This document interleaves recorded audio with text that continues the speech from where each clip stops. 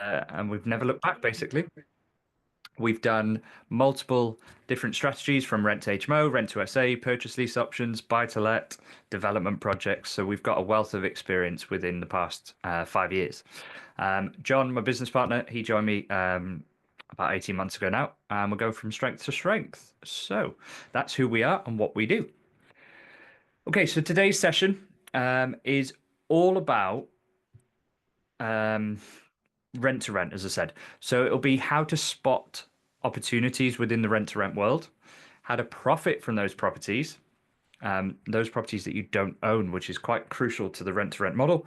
The biggest mistakes that beginners will make. So, Matt, pay attention to that one. And what to do when you're ready to scale and repeat the process. Okay, so that's just an overview of what we're going to cover.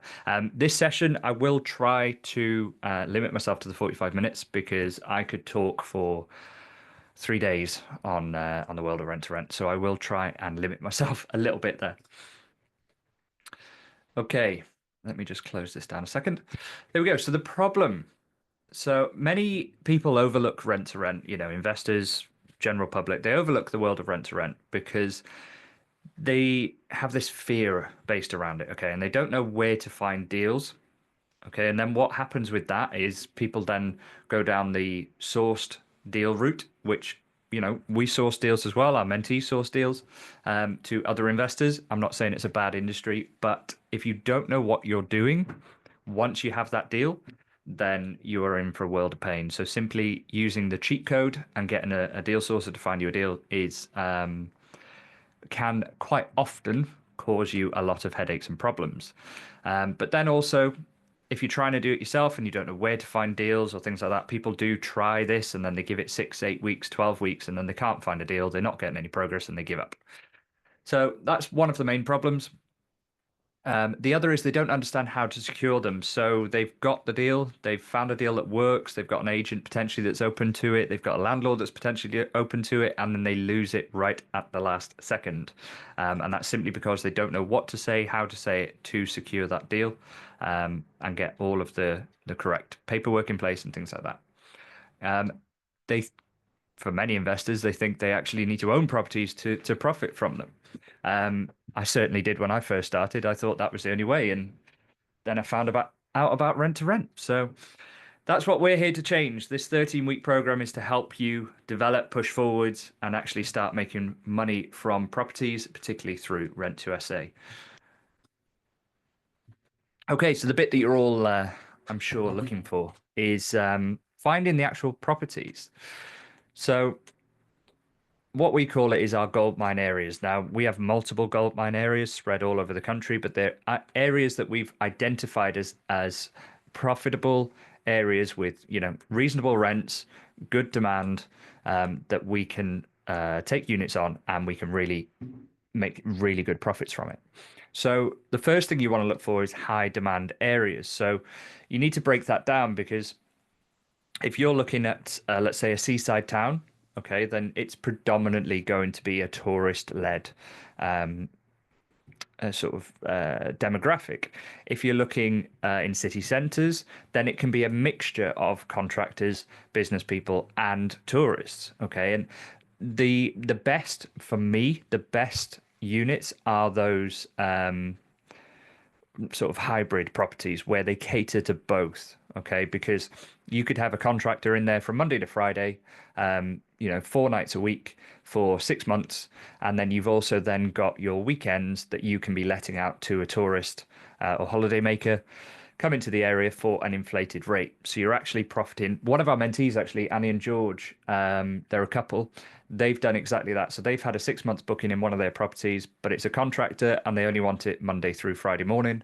And then they've managed to fill every single weekend and they've made an absolute fortune off that property over the past. I think they're only 3 months into a 6 month booking. So they are the ones that we really like. Obviously, there are the contractor-led properties, which you'll just get a 6 month booking and that'll be it. We've got multiple of those. We've actually just got bookings in for 24 months for several properties. Now, that's absolutely ideal when you think about a rent to rent because you don't ever have to worry about it for those 2 years. You've got somebody, as long as your profit levels are there, you know exactly what that property is going to make for the next 2 years. Your tourist, only tourists, it can cause you a bit of headaches because that does fluctuate throughout the year. You get peaks and troughs in sort of high season, low season. Profits differ month to month, so it becomes a little bit more difficult. So if you are getting into the world of rent to SA, I would suggest looking predominantly at the contractors or a hybrid model. If you're owning your property, then obviously your costs are going to be less because you haven't got the rent to pay, you've just got your mortgage, which naturally would be less. Then you can look at touristy spots. Your research comes into this. Now, we went through this a little bit last week, but research in the area is vital. It gives you the demographic from the point above. It tells you exactly who you're going to be housing, but it's also knowing what's coming in that area. So, for example, I just got off a call with a mentee, and he said that the Gatwick Airport extension they should find out this month whether that's going ahead. That will determine whether certain areas are good for contractors or not so good for contractors. So knowing your areas, but not just that, but knowing your numbers as well, because you might look at it and you think, yeah, that property is making money. That's great, but actually, what's its percent return on capital that you spent on that property? How long is it going to take you to get that money back? And therefore, how long is it before you start making profit? It's all well and good making £1,000 a month from month two, but actually, if it's not going to pay you back for 18 months, then that's not a very good deal. So there's multiple factors that you need to understand to give you a clear idea of whether that property and that area is a good area for rent to SA. Highly saturated markets, there you go. That's a really, really crucial one there. They're not always the best way to go. And the reason that we say that is because everybody, again, I keep coming back to Manchester, but it's because it's an area we work in quite extensively. But if you look at it, there's a lot of properties in that area, a lot of properties. So you have a lot of competition.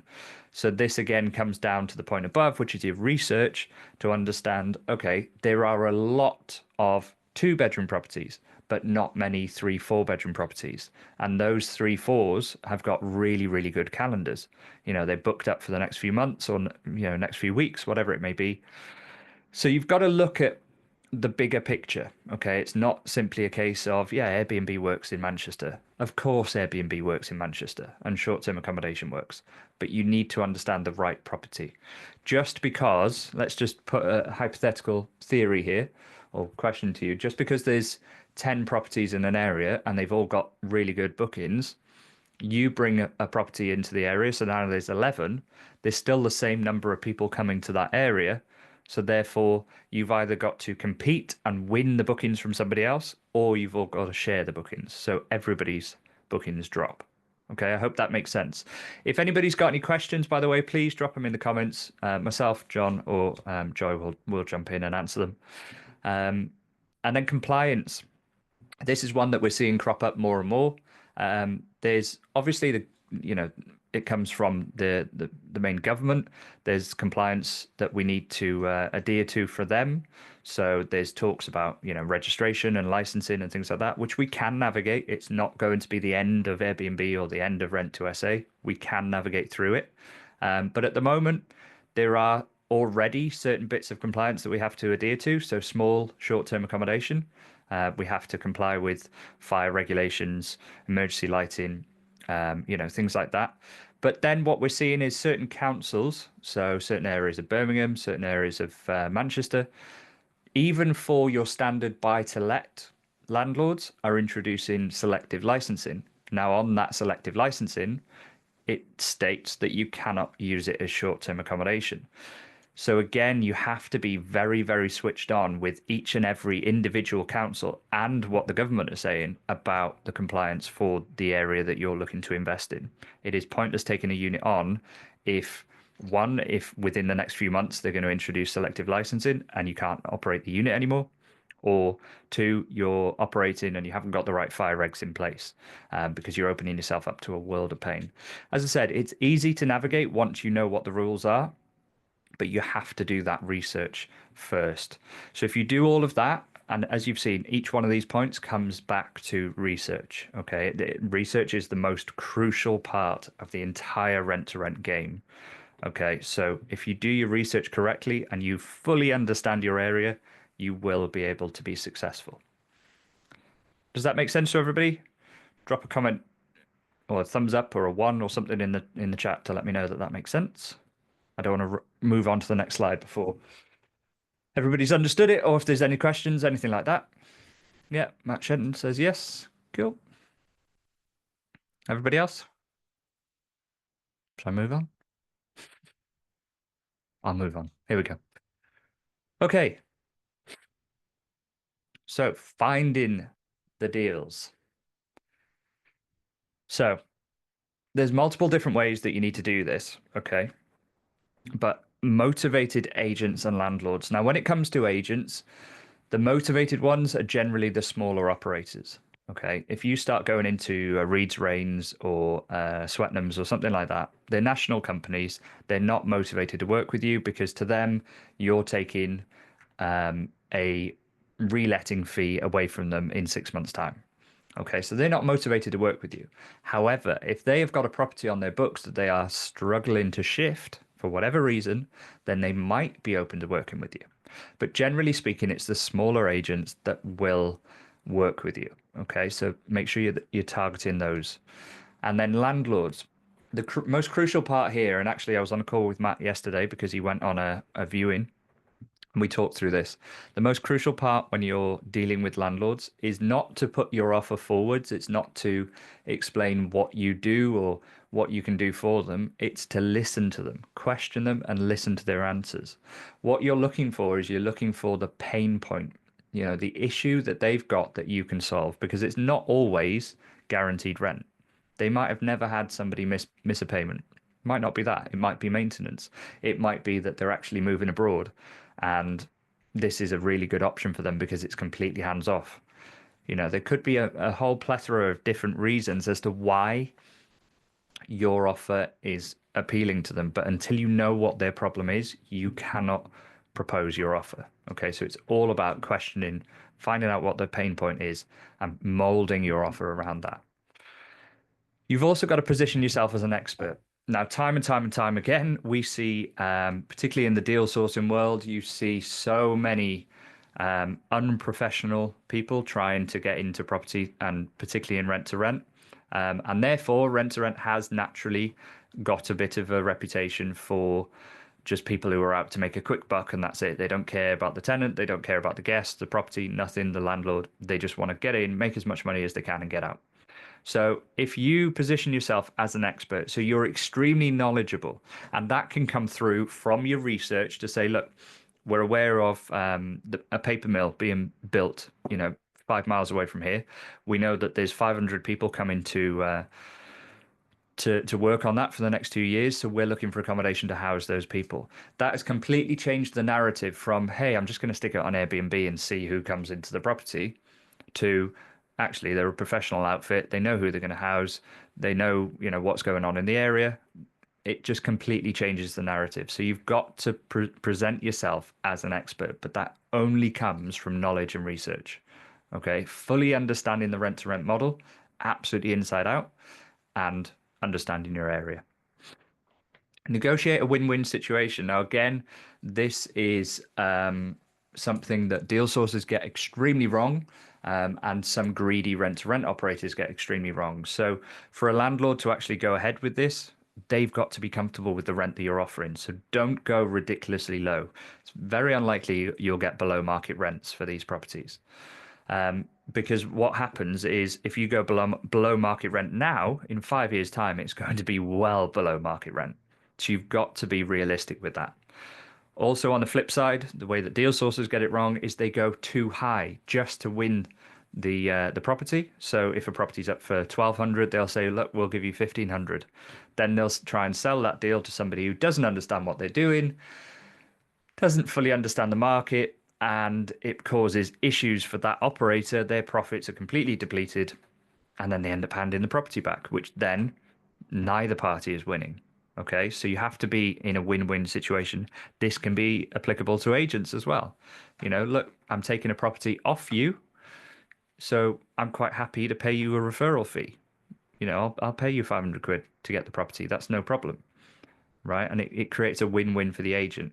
The other thing that we teach, it's not on here, but with Rent to SA is if a if a property is absolutely perfect for you and the agent is saying no, no, no, and over several weeks you can see that it's still on the market, what we tend to do in that scenario is we'll jump on land registry, we'll find out who the landlord is, we'll send them a letter, find them on social media, on LinkedIn, anywhere, and we will get in touch with them direct. In that direct communication, we'll say, look, we have an offer for you, but your agent is refusing us to speak to you. Okay, that instantly puts the agent on the back foot and you on the front foot because the landlord is obviously trying to get their property let.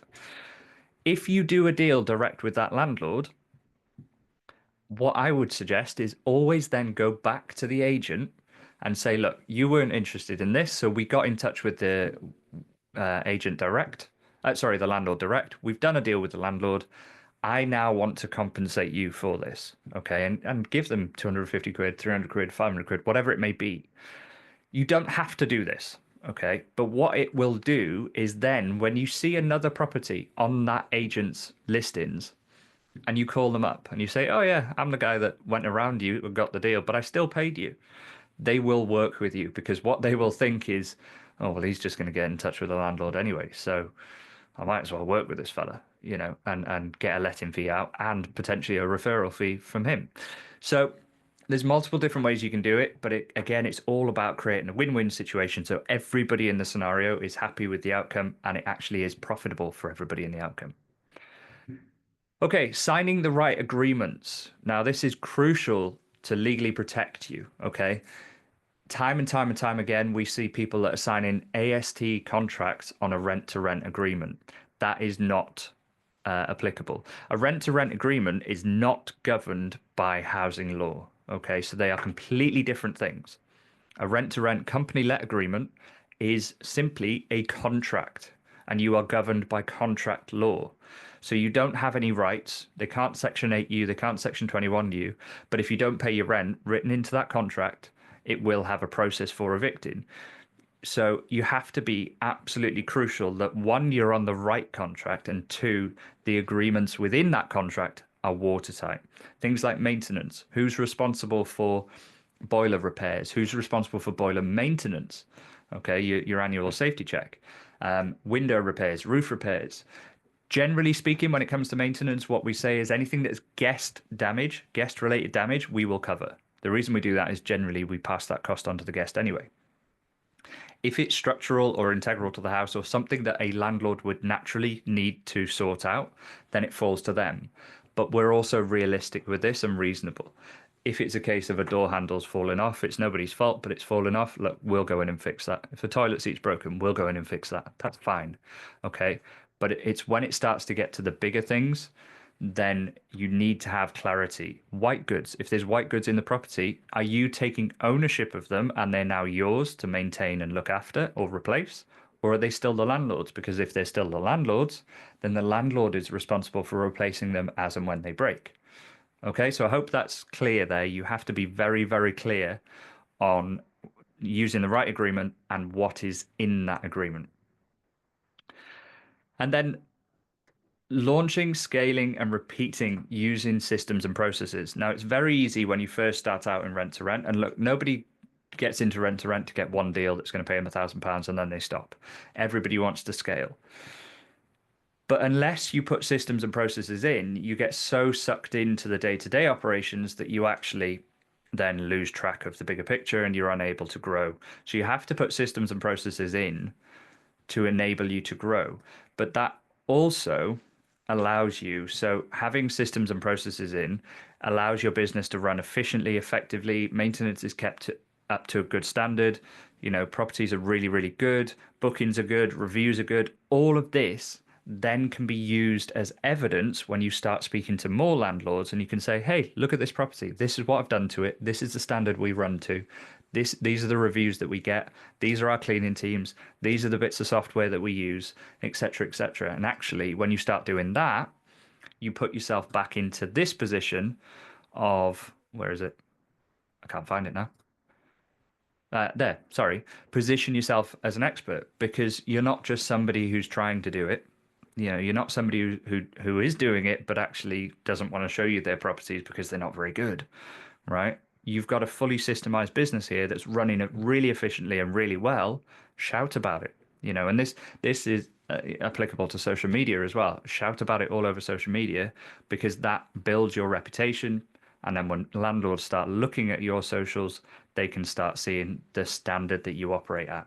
And this is what I say about, this is another sidetrack here. As I said, I can talk for days on this. When it comes to your social media and rent to rent, your social media is not going to give you immediate wins. You'll get a few pats on the back from people that you know and friends on socials, but it won't give you immediate wins. But what it will do is, as you grow in the world of rent to rent, the natural next step is to start buying assets. And to do that, you need the deposits and things like that. So potentially you need private finance. If you've been advertising all of the, your entire rent to rent journey, then somebody can follow along and see the progress you make in the standard that you operate to, the standard you keep your properties to, the bookings that you get in. They see all of that. And then when it comes time to, okay, hi guys, we need private finance now, people already know, trust, and like you, and they see what you do. If you don't expose yourself on social media and use, all of these bits in front of you here, so the systems and process, you can have systems and processes for your social media as well. But if you don't do that, and then you just come out of the blue and go, hey, I've been running a property business for the past 2 years, I want to start buying assets, who's going to lend me some money? Everyone's like, who the hell are you? So you need to be very, very clear on getting your business working extremely efficiently, and then advertising and telling everybody about it, because it will lead to more opportunities. I hope that makes sense. Cool. Okay, so the biggest mistakes. So we've kind of touched on a couple of these, but overpaying for deals, so sourcing fees and inflated rates. All of that comes down to, one, with sourcing fees, I don't think, although we do sell deals, I believe that you should learn to do it yourself, because let's take it, you've got a £3,000 source fee per deal. So let's say you want to take on 3 deals. That's £9,000 source fee. Or you can pay, our mentorship is just under 4K. You can pay 4K once, and you can take on as many deals as you want during that process. Okay, so it just makes a lot more sense. It's the whole analogy of, give a man a fish, he'll eat for a day. Teach him to fish, he'll eat for a lifetime. And it's exactly that. So if you can avoid using source fees, I absolutely would. Okay, but then your inflated rents comes down to what I've spoken about all the way through this session, which is your research. You have to know what the market rent is for a 3-bed, for a 4-bed, for a 2-bed in each and every postcode, and not just that, each and every area within that postcode, because they will change. Okay, so you have to know what it should be at, to then know, okay, it should be at 1,500. This guy's asking 1,800. It's too much, and that can be the landlord, it could be a sourcer, it could be an agent, it could be anything. But at least you have the evidence and the knowledge to back yourself up there.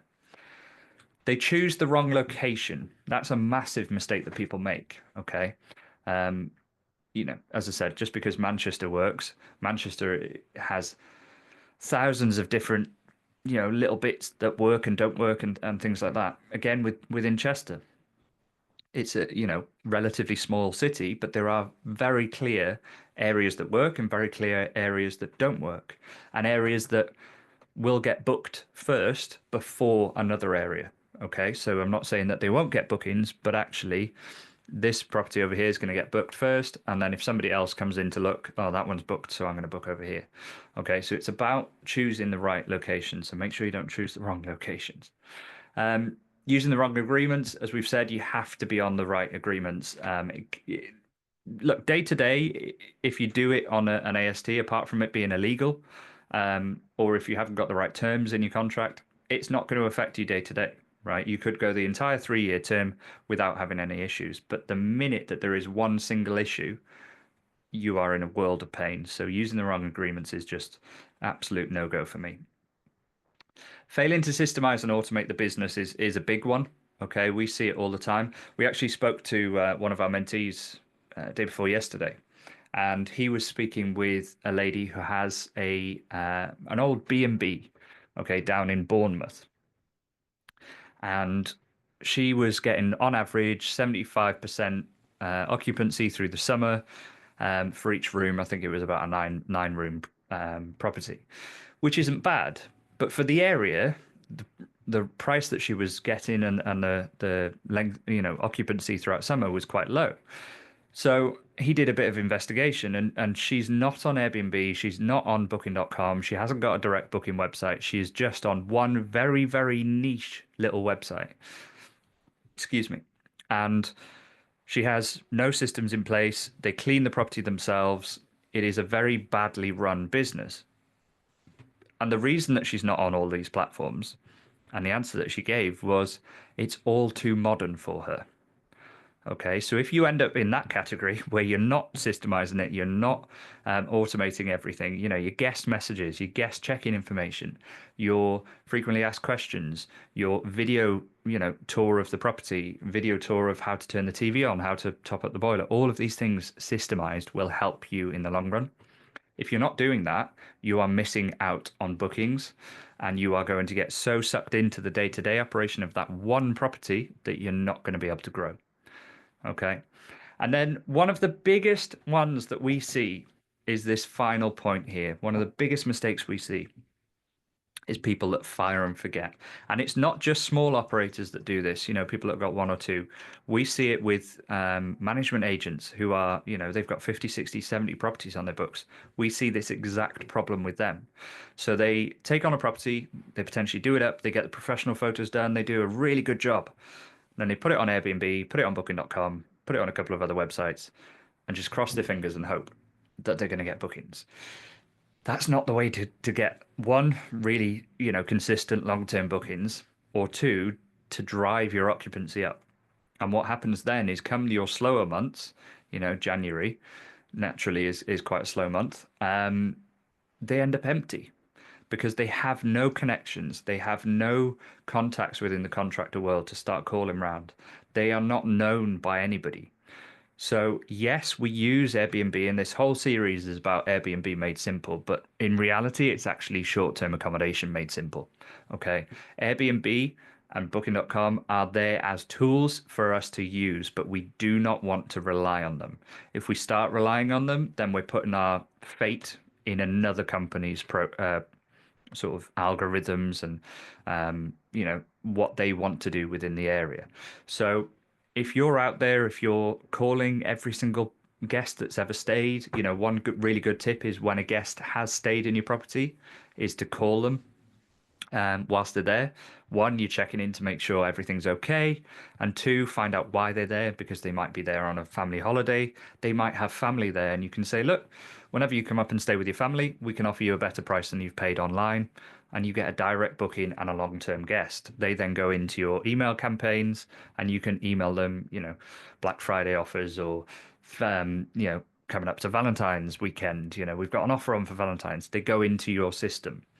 Okay. But then also speaking to the big companies, one of the things I tell my mentees is, look, if you see a hard hat close to your property, go and speak to them because you have no idea. If you see a van parked up close to your property that's got a phone number from outside of your area, go and speak to them or give that number a call the next day. Find out what they're doing, how long they're there for, and do they know anybody else that wants to stay in the area? Because they might be, let's think of a property development, okay? That might be the plumbing company or the scaffold company or I don't know, the plastering company, whatever it may be. But they're finishing at the end of the week and they've already got accommodation. But they might think, oh, well, actually, we know that the second fix is coming in, so we've got the painters and decorators are going to be here for 3 weeks. We'll pass your details on, right? And it's all about growing the business that way. Word of mouth goes so far within the world of short-term accommodation. I hope all that makes sense. I've tried to limit what I've gone through. Okay, so the opportunities are there and why this strategy works and keeps working. So many people come to us and say Airbnb is oversaturated or rent to rent's oversaturated. There's too many people doing it. Yeah, there are a lot of people doing it now, but there were a lot of people doing it when I started 5 years ago. The thing is now all that's happened is on your social media, your algorithms are starting to put people in front of you like me, and that's all it is. So it's not oversaturated, but it is relatively low startup costs and barriers to entry as opposed to purchasing. Okay, if you think of purchasing an Airbnb, let's say the property's, I don't know, 100 grand, let's go cheap. You're at least looking at what, 30, 35 grand to get that property, plus, whatever furniture and all the rest of it you've got to do. Um, Whereas rent to rents, you can pick them up, if it's a furnished property and you manage to negotiate the deposit down to or no deposit, the rent is reasonable. It doesn't cost a lot to, stage it and photograph it. Then you could pick a property up for 2, 3 grand. On average, it's closer to the seven, because obviously most of them are empty. We've got to pay deposits, things like that. But you can pick them up really cheap.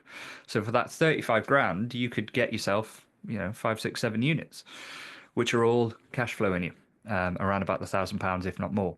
So it is a much, much better way in my eyes to get started in the property world. But it's not the end game. Everybody's end game should be, in my opinion, to own the asset, because that's then taking it away from a job, which, let's be honest, at some point you are going to want to hand the rent to rents back. But if you own the asset, you still own that asset. You could put it into a normal buy to let at that stage and go, right, that's absolutely great. Generational wealth. I've got 20 rent assets, but that is long term. Rent to rent is short term cash flow. There is still and always will be a massive demand for short term lets in the UK. There just is. Okay. Yes, we saw a massive boom just after COVID when we had the staycation boom, but it did drop off after that. But there is still a massive demand for short term lets in the UK. I've missed one there. It is scalable and repeatable. That kind of ties in with what I was saying about how many you could get over a set period of time. And it can offer you a flexible lifestyle. Okay. Once you've actually got your unit set up, there is not a lot to do on a day-to-day basis in your business, in your properties, because you've got cleaners that are going in there, you've got handymen that are going in there, you've got all your systems set up, all your automated messages, all of that's there. So actually, the only input you ever need is to obviously keep an eye on the books, make sure the property is doing what you intend it to do, but then also to sort of step in and market and advertise it. But as you grow, you then outsource that as well. So once you get to sort of 5, 6, 7 units, well, you bring a VA in that does all of your outbound marketing for you. Okay, yes, they can't walk down the street and see a hard hat, but it doesn't take a lot of work, that. So it is extremely flexible and it can work around you. So that's basically why I think it's so amazing. As I'm sure you can see, I'm very passionate about the world of rent to rent, as long as it's done correctly. Now, the best part is you don't have to figure it out alone. We are here to guide you every step of the way, not just through this Airbnb Made Simple, but also through our mentorship, if that's something you want to discuss with us. We are one of the only training providers out there that gives you lifetime access to us. And it's not just limited to the rent to rents. We will help you through your entire journey. And if we don't know the answer, we will certainly find out who does. Cool. So if you want to jump in and book a free 20-minute session, John's just dropped the links there. So please do go and book your 20-minute one-to-one session with me. Okay, so we have limited slots available. It is Wednesday, so let's try and get them booked in for this week. We can understand your market. We can see how we can help you. You can ask us any questions about our systems, our processes, things like that, and we can create your escape plan. Okay, so building a profitable Airbnb business to break free from your 9 to 5, which ultimately is the goal for most people. So if you want to book that call in, please follow the link in the chat at the moment and book that call in with myself. There's also a link in there for our free school community. We are about to release a calendar within school where we're going to have various sessions throughout the week. So this one will be on the Wednesday, and there'll be multiple other sessions throughout the week, every week that you can drop into within the school community. So please make sure you jump over there. There's loads of free resources. You can actually inquire about the mentorship in there. You can inquire about all of our documents. I think there's something like 50, 60 documents in there that you can purchase. And it goes through everything from deal analyzers to contracts to Section 8 notices for HMOs to guest communicate. It's all in there. Okay, so if that's the part you're struggling with, please go over to that and have a look. Next week is week 3 of our Airbnb Made Simple program. How do you know it's a good deal? So that is going to take it's into the world of the research side of stuff. So we'll look at how to research the area and how to analyze the actual deals. Okay, which is one of the major steps, obviously. But as you can see from today, a lot of the world of rent to rent revolves around your knowledge and your experience and research of that area. Any questions from anybody, please drop them in the chat and we can, jump off mute and ask a question. That's absolutely fine.